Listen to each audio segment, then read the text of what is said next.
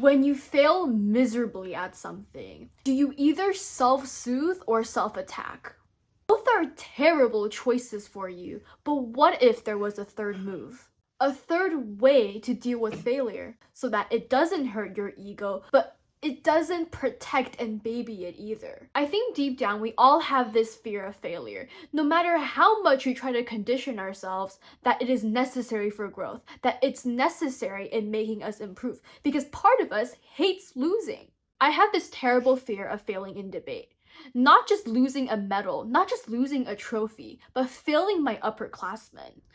They weren't just any regular teammates. They had higher status than me. They are my inspiration. I look up to them. Not contributing enough to the team terrifies me because I don't want to drag them down. I refuse to be the weak link.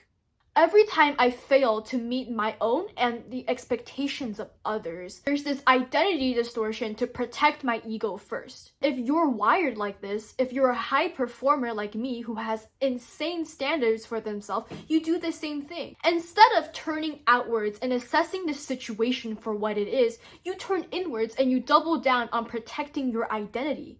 Because when your identity is built on composure, success, your first instinct when that is threatened is to protect it.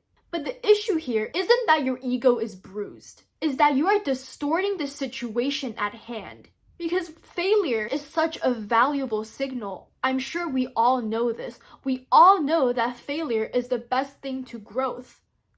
But failure doesn't guarantee success. It all depends on how you analyze and how you grow from it. When you're so focused on recalibrating your internal identity, your focus isn't the objective terrain. It's not going to be an accurate assessment of what the terrain actually is like. The truth is, you can't self-audit while trying to protect your ego. Those are completely two separate layers. You contaminate the valuable signal that comes with failure. When you stumble on the terrain, it's a sign to change your footing, change your interpretation of how to move forward. It's a completely different layer from the signal of I'm regressing, that I'm weak, because that's your internal caliber. What matters is the outward orientation of where you're at. You are confusing terrain misinterpretation with an identity shift. That was the issue all along.